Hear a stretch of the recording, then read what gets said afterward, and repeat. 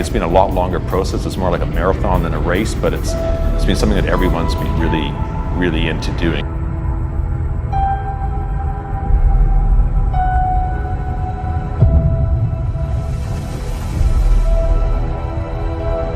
That weren't included in the scan, and adjust things that maybe weren't entirely accurate. So there was a lot of remodeling that had to be done to get it to the final state.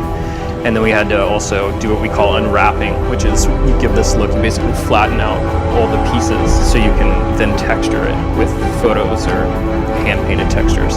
We were also given a lot of high-res images of Robert Downey because there's a few shots where he approaches camera, the suit comes right by camera.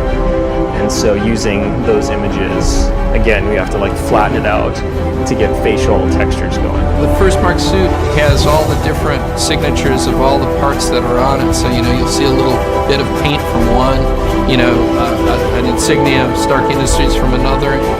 Little details like spinning fans in the back and things like that were added to. We did also rig up these pieces. These have the drive belts that kind of control his legs. So every time you move the leg up, everything rotates to correspond. Well, it's pretty damn close to the actual practical guide. Have back and forth, and it's pretty seamless, I think.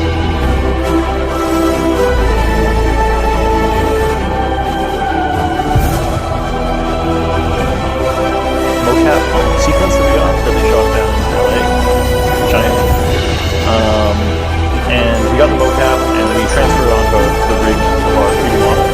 It's somewhat imperfect when it first comes in. This is the mocap of one of the sequences where he's walking down a hill with his flamethrower going.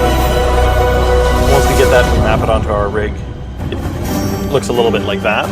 So there's all kinds of problems with the shoulders, with his head. And once we clean that up,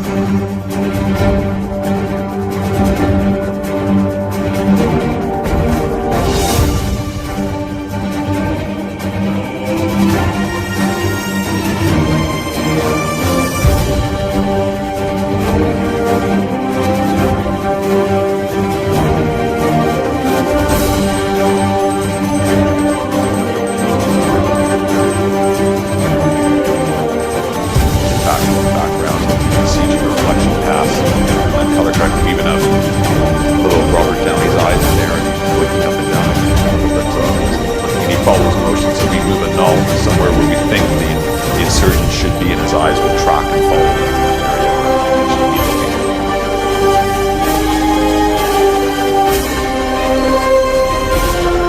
This is one thing we did where, one thing the guy in the suit did not stand up like this or bend in that position. Even when we motion capture the actor, there's still some issues where you can see past through. His hand may move and his forearm may intersect with his eyes networks. Like right in here, you can see that it's really close, and it's actually moving, not intersecting with his head. Make it look real. And then once the CG is done, it comes down here to the positives and put everything else together. And this is a really interesting shot here because actually the director, John Favreau, is actually the motion capture actor in this particular scene. And the original shot was done with the practical guy in the suit. There was a little bit of a stumble, a bit of a weird move at the end after he did the punch, and production originally wasn't all that happy with it. We're working on this shot right now, so you'll see that this is a much less final looking shot. Iron Man is really rough looking, it's a low res render, but you can actually see John's motion capture in there, and he's done a really good punch on the guy, sent him flying, and it's just a much more heroic stance, which is cool. And it's good that John got to get in that suit.